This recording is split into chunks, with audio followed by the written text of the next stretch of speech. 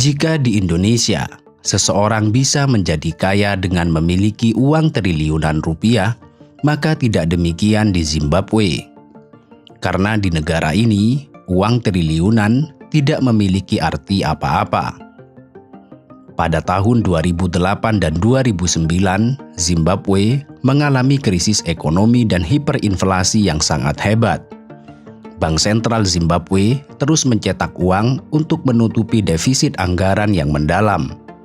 Dan sebagai akibatnya, nilai mata uang di negara ini menjadi berantakan dan hampir tidak bernilai sama sekali.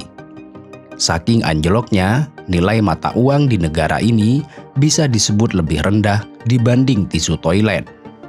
Bayangkan, uang sebanyak 35.000 triliun dolar Zimbabwe hanya setara dengan $1 Amerika.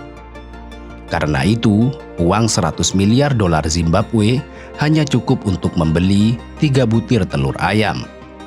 Bahkan, 100 triliun dolar Zimbabwe disebut tidak cukup untuk membayar ongkos bus untuk 1 pekan.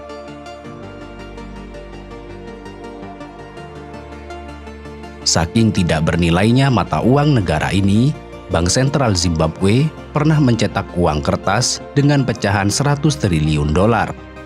Hal ini terpaksa dilakukan oleh pemerintah setempat, sebab tanpa mencetak uang pecahan dengan nominal yang sangat besar, maka masyarakat membutuhkan gerobak khusus untuk membawa uang mereka hanya untuk sekali makan di restoran.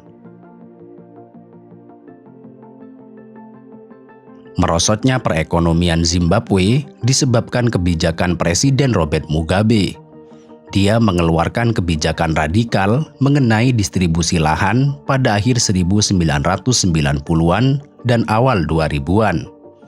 Negara ini akhirnya mengalami kekurangan bahan pokok yang kronis. Sementara itu, Bank Sentral Zimbabwe terus mencetak uang untuk membiayai defisit anggaran. Akhirnya, terjadilah kenaikan harga yang menggila di Zimbabwe.